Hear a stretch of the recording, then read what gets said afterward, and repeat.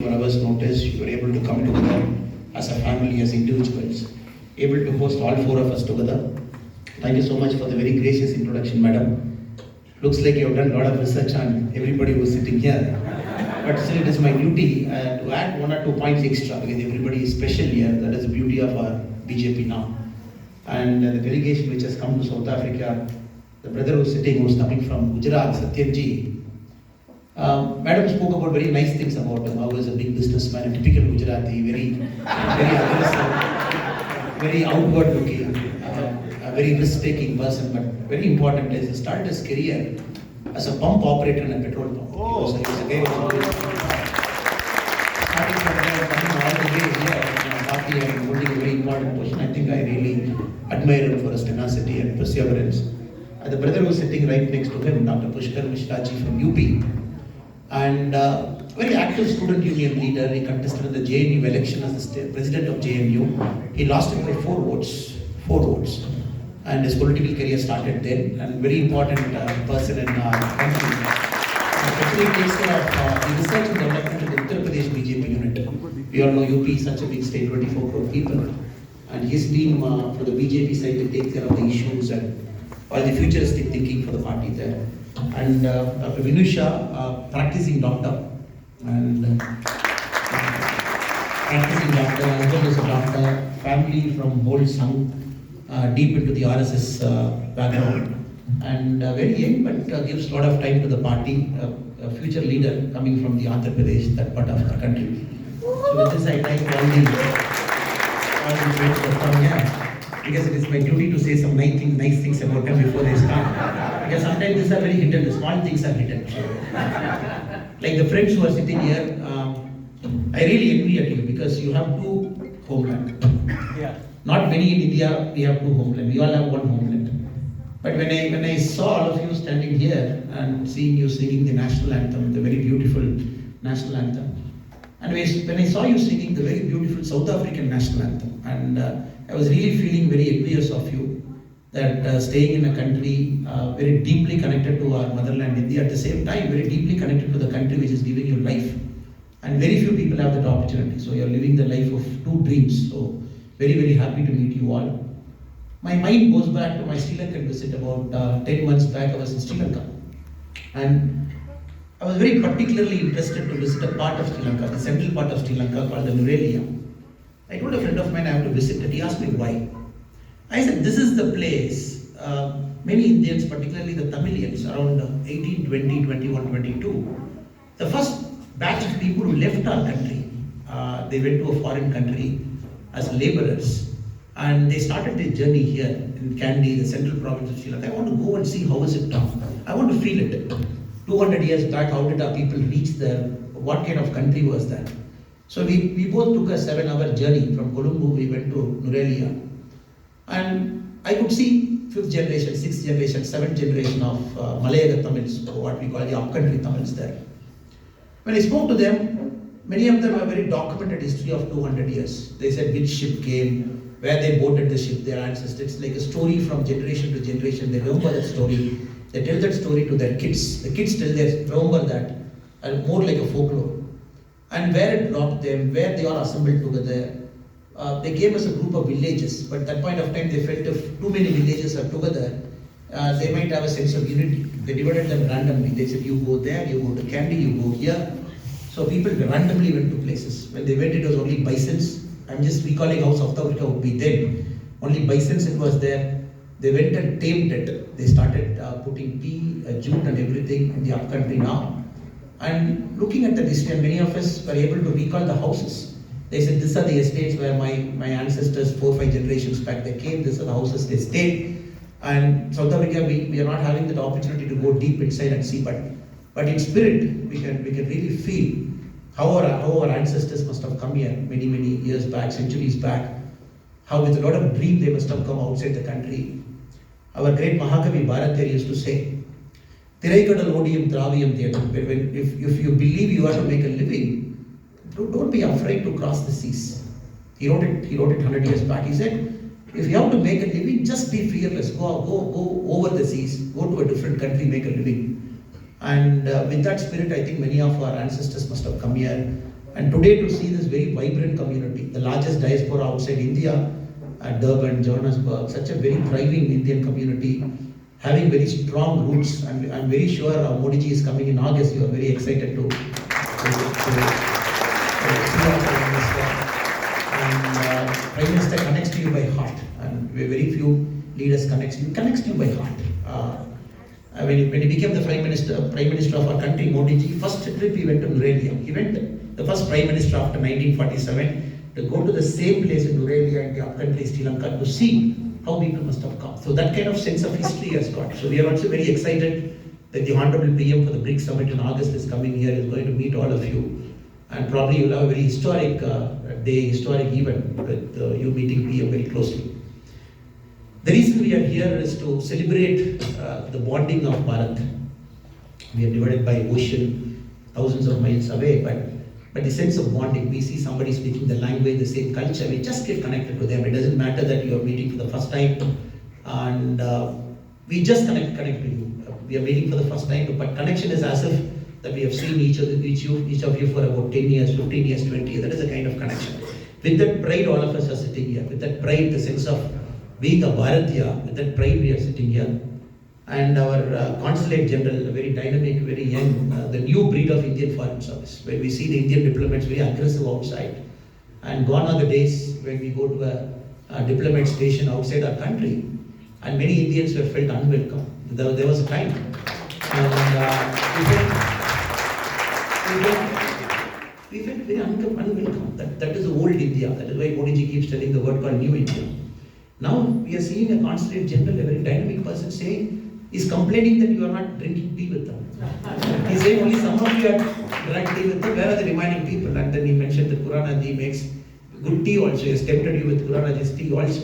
So that is a new aggressive breed of India we are seeing, especially the Indian diplomats we are seeing outside. Across the world, this is the story. From London to San Francisco to everywhere, the diplomats are one level ahead of where our country is, projecting our country, the soft power.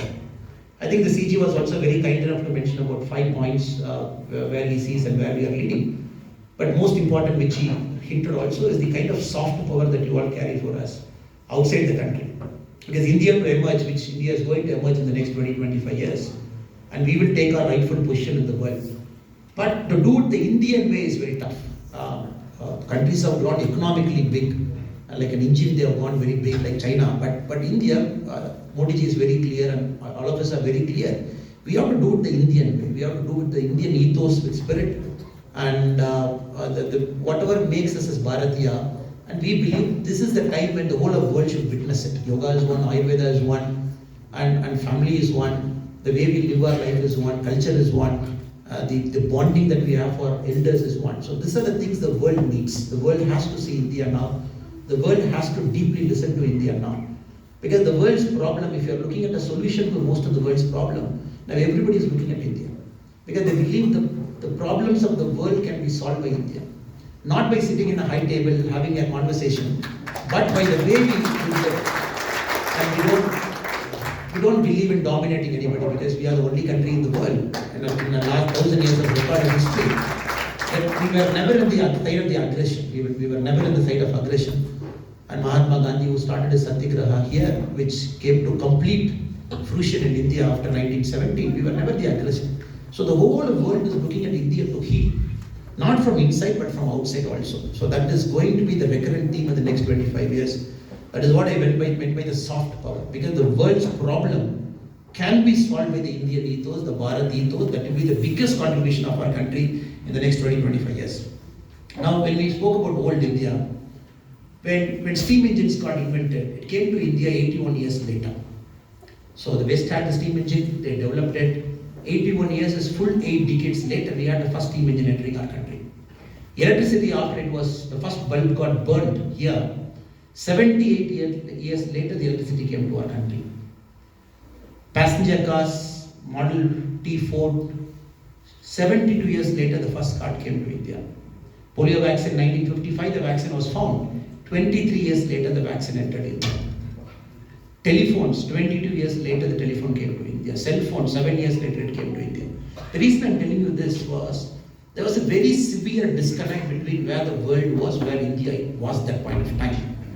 The great economist in Oxford, Angus Madison, he mentions, if we go by the 1700, 1750, 1760 economic theory, in the world GDP, India was contributing 23%. Of the whole world GDP, we were contributing 23%, one-fourth of the world GDP.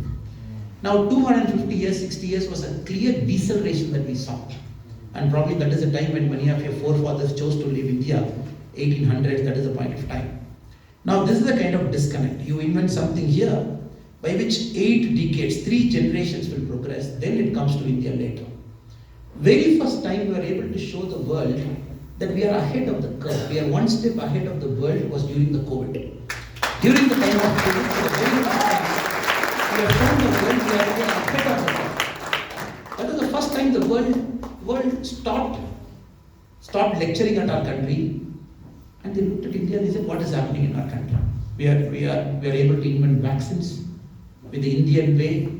The very first vaccine, the DNA model, we got it. The nasal vaccine, the second vaccine, but the first vaccine which went to trial was cleared in India. And when the other countries were struggling, how to vaccinate 1 million people, maybe a 10 million people, or maybe a 50 million people, and we have vaccinated very comfortably, 1,000 million, 100 crore people we have vaccinated. And with 225 crore doses. First time I saw, it is not about invention. Invention is one part of the problem. The vaccines might get manufactured in Pune, might get manufactured in Hyderabad. That's one part of the problem. The other part of the problem is taking it to the person who needs it. Indian Air Force plane flies a vaccine. It lands in Chennai or Hyderabad or Lucknow or Ahmedabad. Then it goes into a train, gets maintained at 5-6 degrees. Then it goes to the last primary health center and it goes to the house and you go get vaccinated and come. This last mile problem, we showed to the world how to solve it. So right from the vaccine place to the person who needs the vaccine, very beautifully we managed it. And the whole thing was managed with technology. Built the Indian way. People had an app, people had got a certificate within seconds, and people are able to transfer that certificate to any part. The certificate got embedded with the passport. Then the Americans were trying to learn how did India manage the whole architecture. From the vaccine to the financing, to the app, to the passport embedment, everything was done beautifully.